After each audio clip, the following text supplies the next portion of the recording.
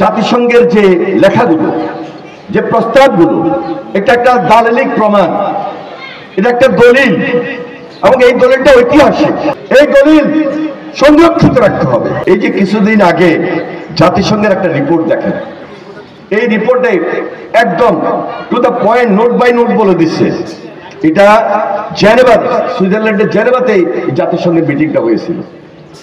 সেখানে বলছে সেই ফ্যাসিস্ট সরকার বাংলাদেশের মানবাধিকার লঙ্ঘন করেছে। তারা সরাসরি শেখ হাসিনার নির্দেশ দিয়ে এদেশের ছাত্র জনতাকে হত্যা করেছে এবং বাংলাদেশ সরকারের প্রতি তারা অনুরোধ করেছে জাতিসংঘ যে আন্তর্জাতিক অপরাধ যে ট্রাইব্যুনাল, যেটা বিশ্বে মন্দা করার জন্য পরামর্শ দিয়েছে, যে আপনার বাংলাদেশের সরকার এই হত্যাকাণ্ড, এই অপরাধীদের বিচারের জন্য আন্তর্জাতিকভাবে বিচার চান এবং এই বিচারের যথেষ্ট প্রমাণ আছে, সাক্ষী আছে, এবং জাতিসংঘ সেই সাক্ষ্য দান করেছে। এটা একটা দেশের জন্য এই মুহূর্তে অত্যন্ত গুরুত্বপূর্ণ। জাতিসংঘের যে লেখাগুলো, যে প্রস্তাবগুলো, এটা একটা দালিলিক প্রমাণ, এটা একটা দলিল, এবং এই দলিলটা ঐতিহাসিক। এই দলিল সংরক্ষিত রাখতে হবে এবং এটা বাংলাদেশ সরকারের দায়িত্ব।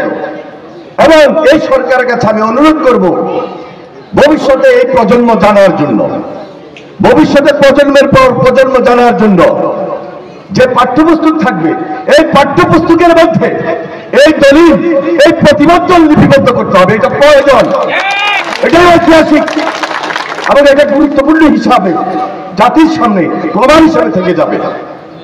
এটা আজকে আমরা এই সরকারের কাছে প্রত্যাশা করি, এটা আমাদের দাবি। যদি এই সরকার না করেন তাহলে ইনশাল্লাহ এই দেশে একটা নির্বাচন তো হবে। আমরা আশা করতেছি, প্রত্যাশা করতেছি খুব শীঘ্রই দেশে একটা স্বাভাবিক নিয়মে একটা সুন্দর নির্বাচন হবে, জনগণের সরকার প্রতিষ্ঠিত হবে এবং বাংলাদেশ জাতীয়তাবাদী দল এই সরকারের নেতৃত্ব দিবে ইনশাল্লাহ। তখন আজকে বলছি, এই অঙ্গীকার আপনাদের সামনে করছি, জাতিসংঘের যে প্রতিবেদন, যে দলিল, যে ঐতিহাসিক দলিল, এটা আগামী দিনে পাঠ্যপুস্তকে রাখার ব্যবস্থা আমরা করবো ইনশাল্লাহ। যুগের পর যুগ, দিনের পর দিন, বছরের পর বছর এই দেশের মানুষ যেন এই অপকীর্তি সম্পর্কে অবহিত থাকে,